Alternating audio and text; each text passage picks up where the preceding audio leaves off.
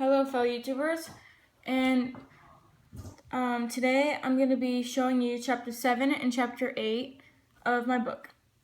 Alright, let's begin.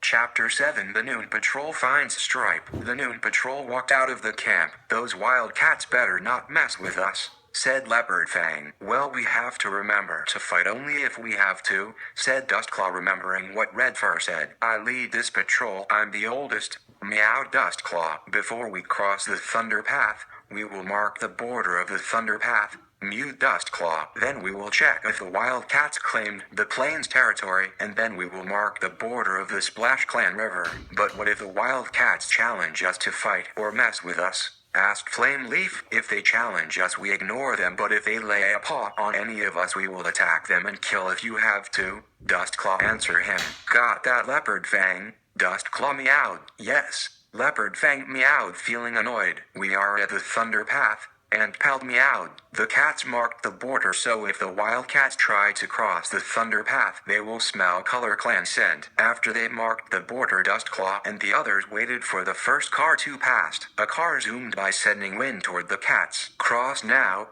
Dustclaw hissed. Dustclaw and the others raced across the hard, rough Thunder Path. Once they crossed the Thunder Path, Dustclaw saw something in the corner of his eye. A lost kit was walking on the Thunder Path. Dustclaw scurried over to the kit and picked him up by the scruff. As he did that, a monster was coming right to them. He ducked under the monster, but some sharp thing under the monster made a huge cut on his face. He ran over to his clan mates with the kit still hanging by the scruff. When the monster left, he placed the kit down. The kit was looking up at him. The blood from the cut dripped on the kit. The kit stepped away and saw the cut on Dustclaw's face. The kit meowed. "Are you guys from Color Clan?" "Get away from me," Stripe hissed. The cat stepped back. "Who are you and where are you from?" Dustclaw meowed. "I'm Stripe and my father is Shredder," Stripe mewed with a smirk. And Pelt and Dustclaw turned their heads back to the kit with surprised faces. Flameleaf and Leopard Fang gasped in surprise. "Shredder is the leader of those wild cats who is causing problems.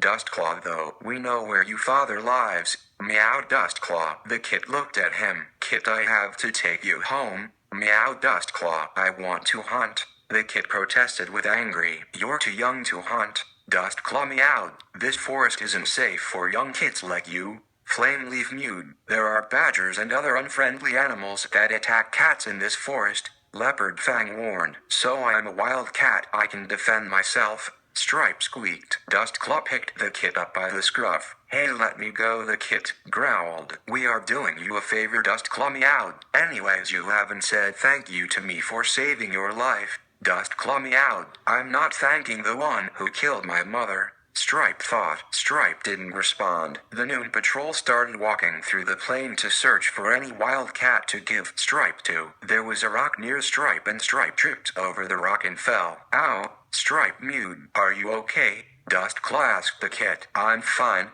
the kit meowed spat. "We are at the river," Flameleaf meowed. After about half an hour of walking, and Pelt and Leopard Fang started to drink the river's water while Dustclaw and Flameleaf marked the borders. Stripe looked at the cats who were marking the border and he asked, "What are you doing?" "We are marking the border to mark our territory," Dustclaw answered. Stripe started to drink water and then Dustclaw heard a noise coming from the bushes. "Hey, Kit Stealer," Shredder meowed from far away. Shredder and 5 other wild cats came out of the bushes. Dustclaw stepped back a little and thought, "This can't be good." 2 of the wild cats are orange, 3 are gray-brown and 1 brownish-red tabby, which is Shredder. Flameleaf stopped drinking water and meowed madly. "Dustclaw saved your kit. You should thank him." "Shredder, I saved your kit from a monster on the Thunder Path," Dustclaw meowed. "Come here, Stripe." Shredder meowed madly. "Okay," Stripe meowed, walking over to Shredder with his head down and his tail down. "Why did you go out of the camp?"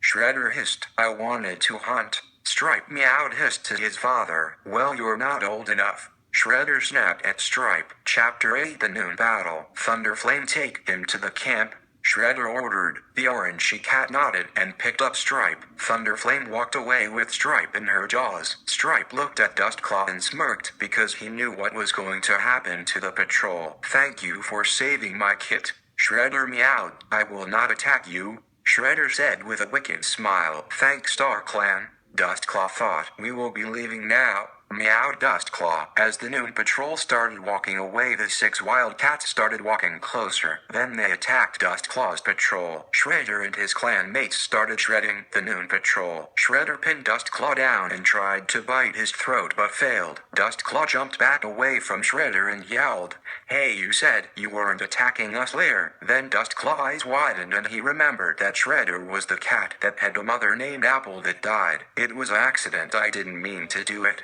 Dustclaw thought sadly. Then Dustclaw got tackled by Smoke. Smoke scratched his belly while Shredder ripped half his ear off. Then Dustclaw whipped around and bit Smoke's face and he threw Smoke onto the hard ground. Smoke was knocked out. Dustclaw glazed around and saw his clan mates struggling with the other wildcats. It was 4 versus 6, so we are outnumbered, Dustclaw thought. Antpelt was beating Fog in battle, and Leopard Fang was lying unmoving, while Ash and Russet were winning against Flameleaf. Blade was the one that injured Leopard Fang. We have to retreat even if it means losing the battle, Dustclaw thought. Retreat now, yelled Dustclaw. His clan mates started running away from the riverbank, but Leopard Fang was near the river still. Before Dustclaw could save her, Antpelt started running to her and Flameleaf, and Dustclaw watched anxiously. Blade was about to push Leopard Fang into the deep river to drown. Then Antpelt scurried swiftly up to Blade and pushed Blade into the river, but the mud made Antpelt slipped into the river too. Dustclaw meowed.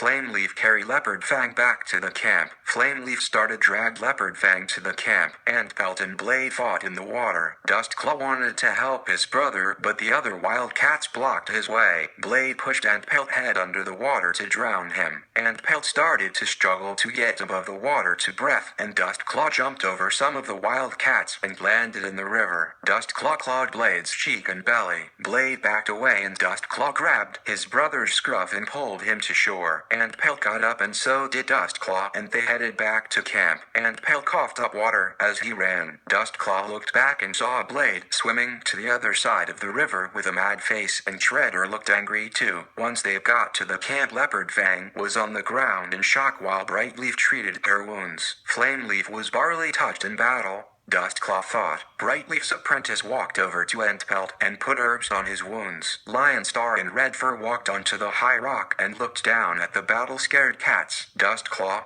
Leopard Fang, and Antpelt go rest, meowed Brightleaf. Flameleaf, tell the clan what happened, Brightleaf ordered. Flameleaf got on the high rock and asked Lionstar if she could speak to the clan. Lionstar nodded. As Flameleaf finished telling the clan what happened, the hunting patrol entered into the camp. Lionstar went down to them and explained what happened. "We can't afford to battle the wildcats, so we will not send any patrols past the Thunder Path anymore," Lionstar meowed. Lionstar, then we will lose some territory, Redfur complained. "We have to give up the territory so no other cat gets hurt," Lionstar explained to Redfur. "Our new border is the Thunder Path," Lionstar told the clan. Redfur stepped forward and meowed. "It is my fault that this battle happened." "Don't say that nonsense because it wasn't your fault," Lionstar meowed. "Leopard Fang might have died because of me," Redfur meowed. "She is a young warrior. I should have sent a cat that is older to go near the wildcat territory,"